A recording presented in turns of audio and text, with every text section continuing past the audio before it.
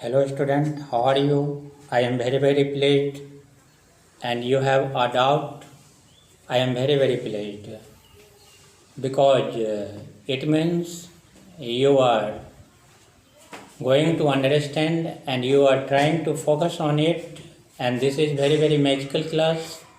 This is very logical class, and through concept you will have to analyze all those parts because this is very important. So firstly, I will talk about subject, and subject में भी especially noun का बात करेंगे. Subject में भी specially हम किसका बात करेंगे? नाउन का. Very big chapter. As we know that कि डिफिनेशन के माध्यम से आप फटाक बोल देते हो कि noun is a naming word, noun is the name of person, place और things. So any name stands for noun. But can you imagine what are the essential things for being subject? This is very typical. So you know only noun and pronoun can play the role of subject? No. So इसको अच्छे से आपको समझना है. वैसे तो noun का जन्म जो हुआ वो जरा सा मैं आपको बता देता हूँ. हम लोग 5 तरह के नाउन पढ़ते हैं, 5 kinds. Common noun, proper noun, material noun, collective noun, abstract noun.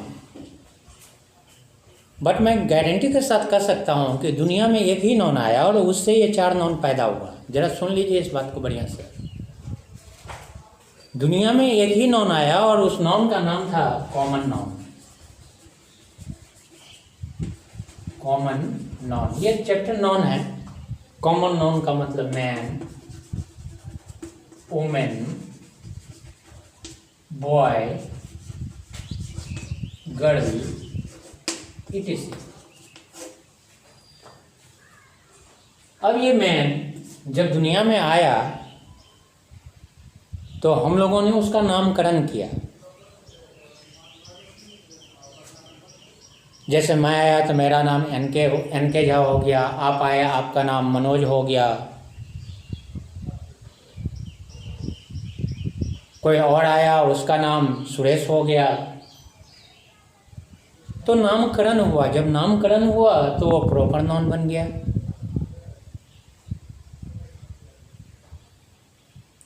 क्या हो गया?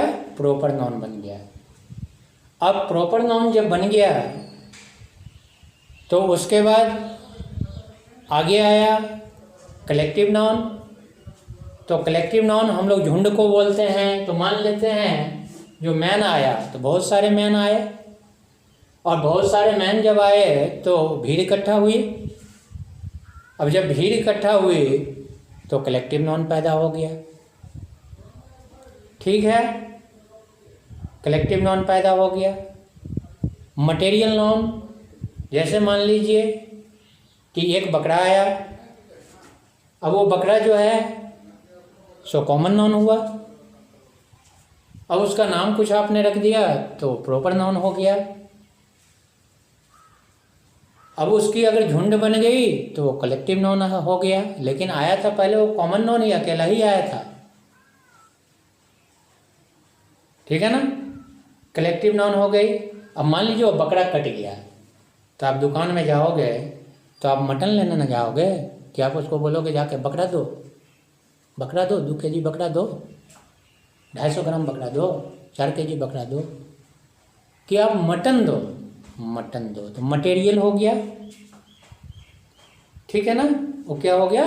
मटेरियल हो गया. तो इस तरह से नाउन के बारे में हम लोग समझते हैं और ये अच्छे तरीके से समझेंगे तो बढ़िया रहेगा. तो noun can play the role of subject. noun can play the role of subject. तो सब्जेक्ट के लिए या ऑब्जेक्ट के लिए जो है सो ये रोल प्ले करेंगे कौन? नाउन. अगर नाउन नहीं है तो प्रनाउन. क्या रोल करेंगे? प्रनाउन. नाउन नहीं है तो क्या रोल प्ले करेगा? सब्जेक्ट का प्रोनाउन। अगर प्रोनाउन नहीं है, mark my point, if pronoun भी नहीं है, नाउन भी नहीं है, तब क्या आ जाएगा? Noun equivalent. ये जो नॉन इक्विवेलेंट है, ये किस रोल में आ जाएगा according to your standard for class 8? Because this is the question, this is the problem from class 8। Okay, so non equivalent में आपका आ जाएगा जीरंड और दूसरा infinitive. Gerund and infinitive. Gerund क्या होता है? नॉन आप समझ गए, प्रोनाउन भी समझ गए। The word used in place of, the word is used in place of noun is called pronoun. Understand? तो थोड़ा बुक पढ़े आप, because this is the definition. By the help of definition we can analyse very easily the noun part and pronoun part. Okay, अब noun और pronoun नहीं था तो non equivalent क्या क्या हो गया? जीरंड हो गया, इन्फिनिटिव हो गया। अब सुनिए एक वाक्य है इसके लिए कि भैया नॉन इक्विवेलेंट कैसे है। अब बोलिए, नाउन जो है, सबसे पहले आपके घर में जो है सो आपके दादाजी हैं, तो सबसे पहला मालिक कौन होता है? आपका दादाजी। अब दादाजी नहीं है तो पापा, पापा नहीं है तो आप। कोई आदमी आता है मिलने के लिए, भैया तेरा पापा का, मैं हूँ ना, मैं हूँ, बताइए बताइए। तो आप किसके समान हुए? नॉन के समान, मतलब अपने पापा के समान। समझ रहे बात को? क्लियर? यस। तो आप हो गए नॉन के समान। अब नॉन के समान हुए तो आपका रोल क्या हो जाएगा? जीरंड रोल होगा या तो इन्फिनिटिव होगा।